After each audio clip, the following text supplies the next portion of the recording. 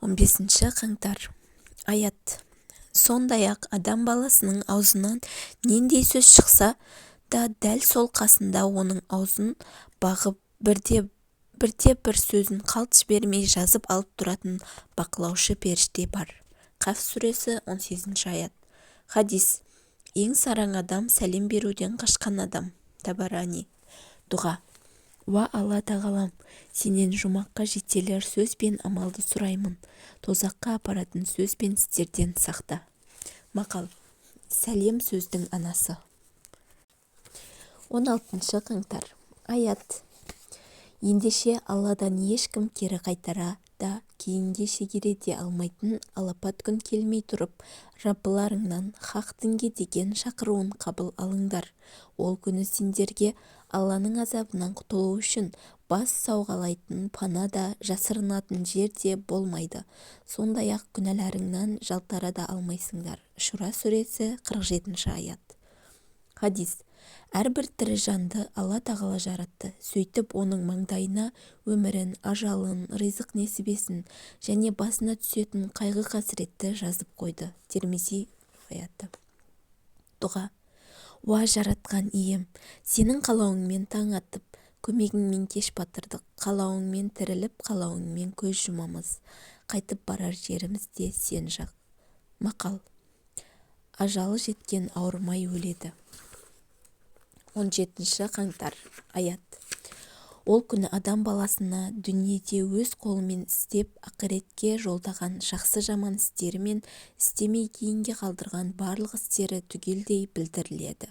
Қиямет сүресі 13 аят. Хадис. Жаза басын күнәлі іс істеп қойсаң, дереу соны жоятын бір жақсылық жаса. Тирмизи риwayаты. Дұға. Уа Алла тағалам, жүрегімді өзіңнен жеткен қуанышпен толтыр, тілімді өзіңді еске алумен тазарт, дене мүшелерімді өзіңнің жақсы көрген және ұнатқан істеріңді қолдануды нәсіп еткейсің.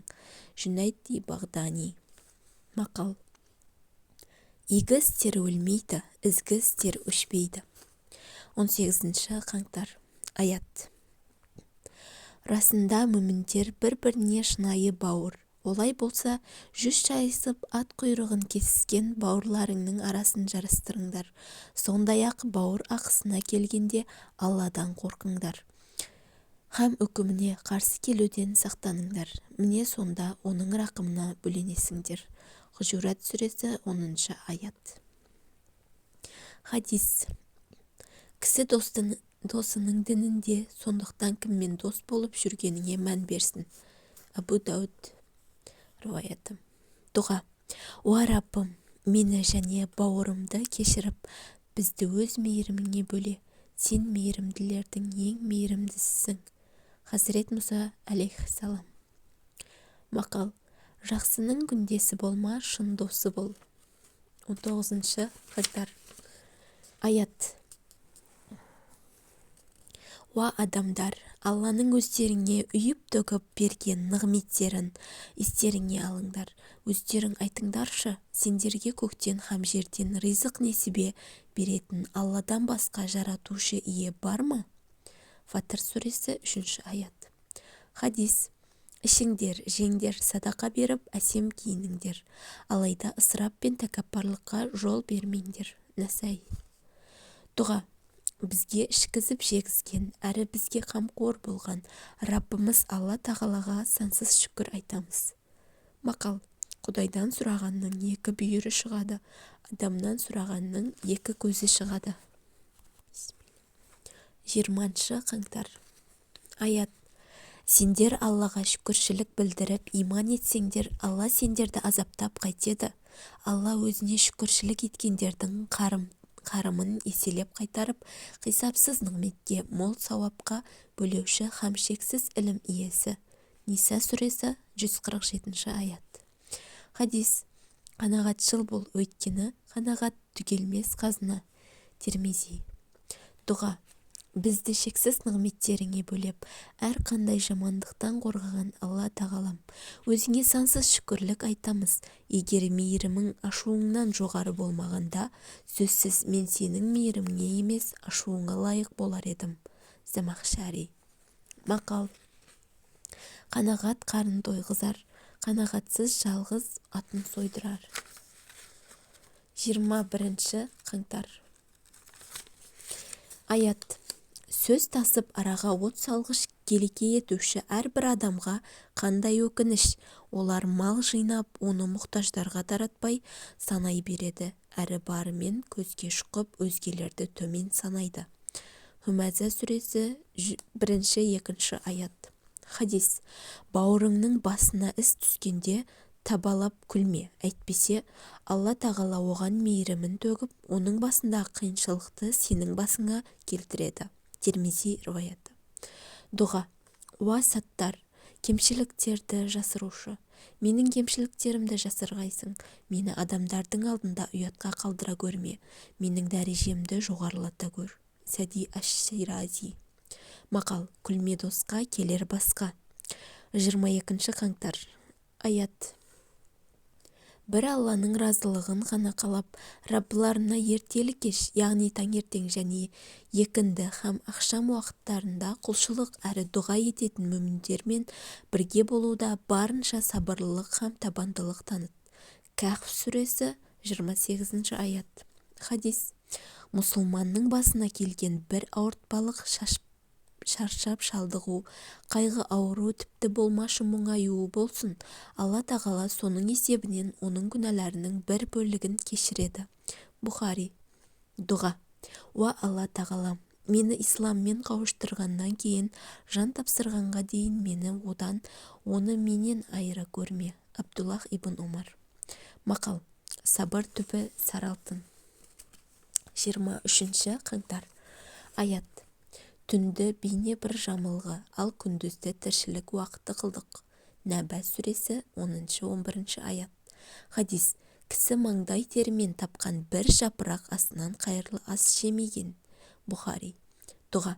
Уа Алла тағалам, мені таң сәріде тарытқан ризық несібеңнен, нәсібі бар құлдарыңнан ете көр. Маған тура жол бер. Абдуллах ибн Умар радиаллаху анху.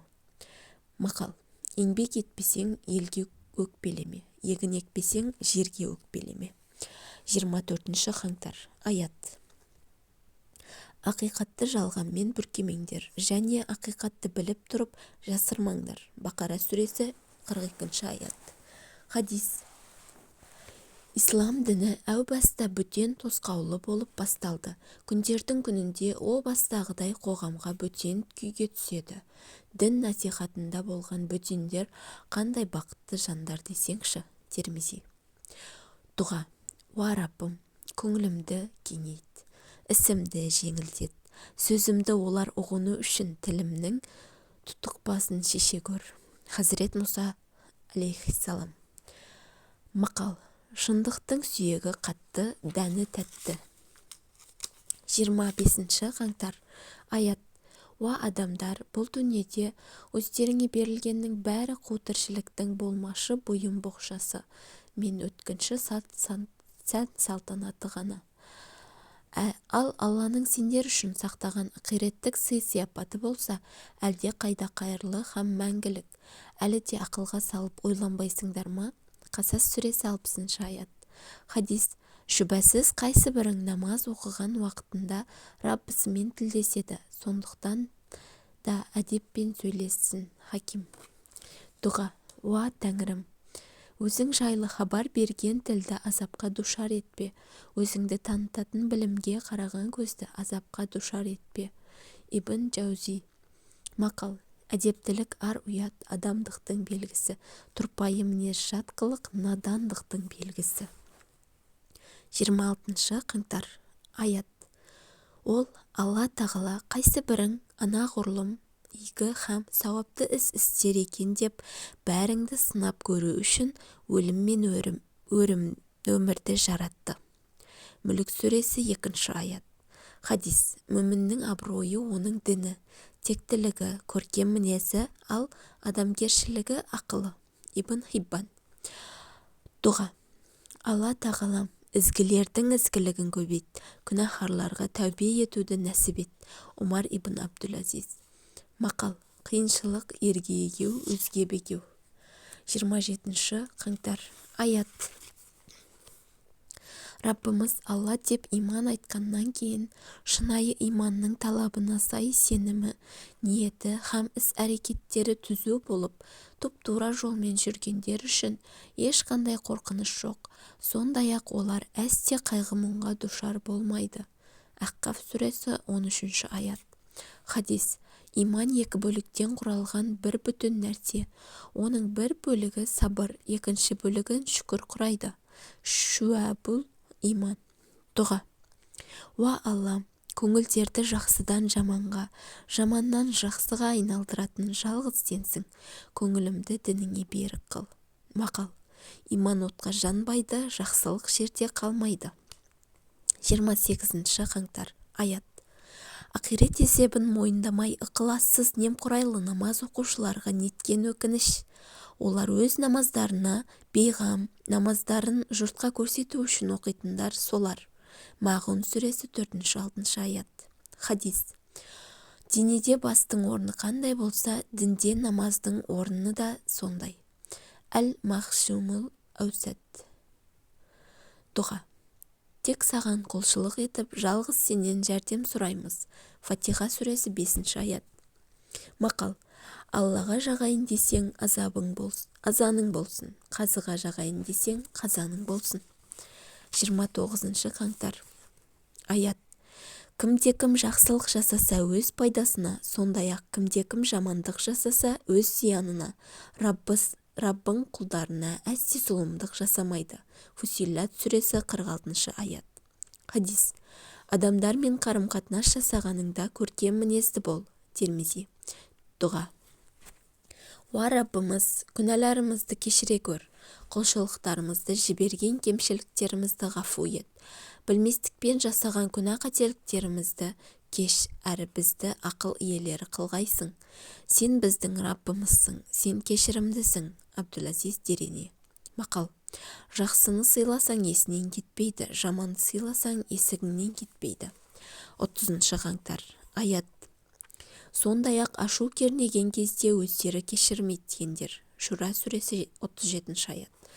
Хадис. Қайсы біреулерің ашуланғанда тік тұрған болса отырсын, ашуы қайтса нұр үстіне нұр. Алайда ашуы қайтпаса созылып жатсын. Мұснат. Дұға. Уа Алла тағалам, ашулы болған кезімде де, разы болған кезімде де ақиқатты айтуымды нәсіп ет. Пайғамбар дұғасы. Мақал. Ашу келсе ақыл кетер, ақылдыны ақымақ етер. 31 қаңтар. Аят. Олардың қастарына тұрып алып, иманға күштеуші емессің. Ғашия сүресі 22 аят. Хадис. Діндегі нысапсыздықтан, орынсыз артық нәрселерден абай болыңдар. Өйткені сендерден бұрын өмір сүргендерді дінден шектеп шығушыларға опат қылды. Дұға. Уа Раббым, өткен өмірімде шектен шығып, өзіңе бойсұнбаған мына күнәһар құлыңның күнәларын жарылқағайсың. Замахшари. Мақал. Опасыздың көпірінен өткенше, опалының өзенінен ағып кет. 1 ақпан. Аят. Намазды кемеліне жеткізіп, үзбей әрі уақыттылы оқыңдар. Зекетті толық беріңдер және рукух етушілермен бірге рукух етіңдер. Бақара сүресі 43 аят. Хадис. Қияметтің күнінде кісінің есепке тартылатын алғашқы амалы оның намазы болмақ. Термизи. Дұға. Уа Раббым, бізге ықылас пен амал етуді нәсіп ете көр. Сен біздің айыптарымызды жасырушысың, әрі біздің күнәларымызды өзіңнен басқа кешіруші жоқ. Ахмет Муршиди. Жалғасы бар. Каналға тіркеліп кетіңіздер. Рахмет.